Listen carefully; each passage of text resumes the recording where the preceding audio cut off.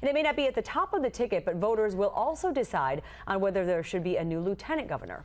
Political reporter Jess Garp has more on the race for second in command. Jess. Well, in a typical gubernatorial election, the lieutenant would run on the same ticket as the governor. Of course, we know this recall is anything but typical. Nevertheless, both candidates say it's important to elect a good partner in the state house. We are here to take our government back. Are you all with me? Yeah! Are you all with me? Yeah! A newcomer to politics, Malin Mitchell is not new to a fight.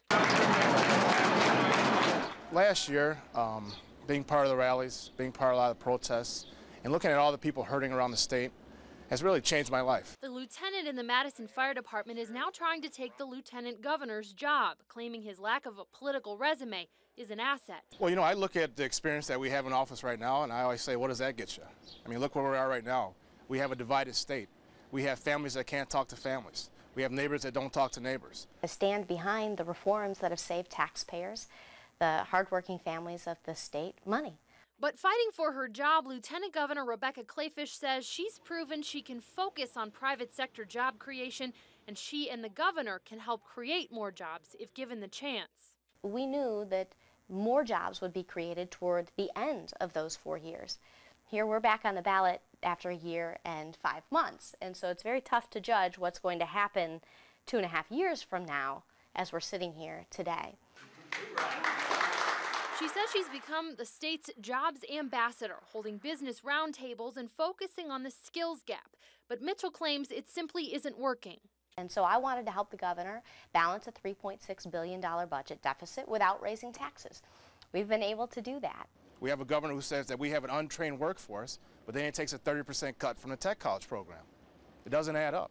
When you're done marking your ballot, put it in this envelope, seal it up. Casting his vote, Mitchell acknowledges that since he's running on a separate ticket, there could be a scenario where he's working under a Republican governor.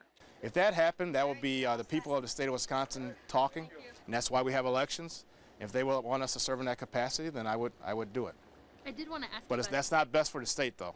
We need Governor Barrett in there. There's no doubt. Right. Kleefisch says she doesn't see it happening, and her team needs to stay together. I honestly have not thought about it because I do not see a scenario by which we end up with that situation. I just don't think there's going to be that much of a crossover vote in this race.